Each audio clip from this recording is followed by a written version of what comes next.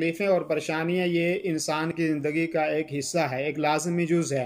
تکلیفیں آتی ہیں، پریشانیاں آتی ہیں، اور اس سے کوئی آدمی مستثنی نہیں ہے۔ خود پیغمبر اعظم حضرت محمد رسول اللہ صلی اللہ علیہ وسلم نے کتنی زیادہ پریشانیاں اور تکلیفیں دیکھیں۔ آپ کو مکہ مکرمہ سے ہجرت کرنی پڑی، آپ کو خاندان و نسب کے جو ہے وہ طعنے دیے گئے، آپ کو جادوگر کہا گیا، آپ کے اوپر طرح طرح کے جو ہے وہ القاب آپ کو دیے گئے۔ یہ تو ایک لازمی حصہ ہے پریشانی کا، لیکن اس میں یہ ہے کہ آدمی کو صبر کا مظاہرہ کرنا چاہیے، اور قرآن کریم نے جہاں پر عام پریشانیوں اور تکلیفوں کا ذکر کیا ہے، وہاں پر فرمایا کہ تکلیف کے بعد آسانی ہے، اور یہ اللہ رب العالمین کا فرمان ہے، اور اللہ رب العالمین کا فرمان کبھی غلط نہیں ہو سکتا۔ یہ تکلیفیں اور پریشانیاں اور مصائب اور آلام یہ ایک وقتی چیز ہے، اور اس کے بعد اللہ تبارک و تعالیٰ یقیناً آسانیاں پیدا کرتا ہے ہمارے لیے۔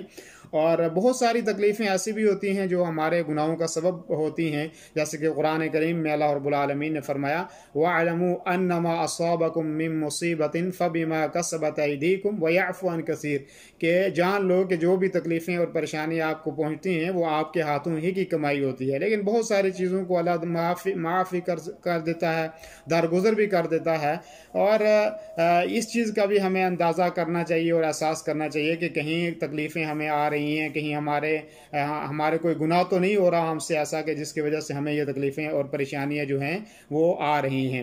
اور یہ جو ہے اعتراف بھی کرنا چاہیے اپنی غلطیوں کا، گناہوں کا، اور آدمی جو ہے اللہ تبارک و تعالیٰ سے معافی بھی مانگتا رہے، توبہ کرے۔ اور اسی طریقے سے ایک اور چیز ہے کہ وہ صبر کا دامن آدمی نہ چھوڑے، صبر کرے، اور صبر جو ہے وہ بہت ضروری ہے، اور صبر کا درجہ جو ہے وہ بہت بلند ہے۔ اور اللہ رب العالمین نے قرآن کریم کے اندر فرمایا کہ ان اللہ مع الصابرین، اللہ رب العالمین صبر کرنے والوں کے ساتھ ہے۔ اور اسی طریقے سے اس میں نماز کا اہتمام کرنا چاہیے اور دعائیں کرنی چاہیے۔ یہ چیزیں ایسی ہیں کہ جو آدمی کو ان تکلیفوں اور پریشانیوں سے نکال سکتی ہیں۔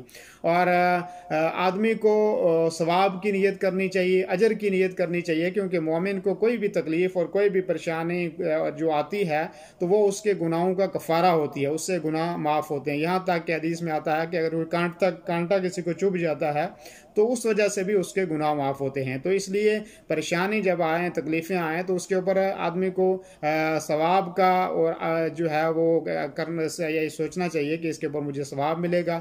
اور اسی طریقے سے مایوس آدمی کو نہیں ہونا چاہیے۔ بہت سارے لوگ بیماریوں اور تکلیفوں اور پریشانیوں میں آدمی مایوس ہو جاتے ہیں، اور مایوسی حقیقت میں یہ کفر ہے۔ اور اللہ رب العالمین نے فرمایا کہ وَلَا تَقْنَطُوا مِن رَحْمَةِ اللَّهِ، کہ اللہ رب العالمین کی رحمت سے نا امید نہیں ہونا چاہیے۔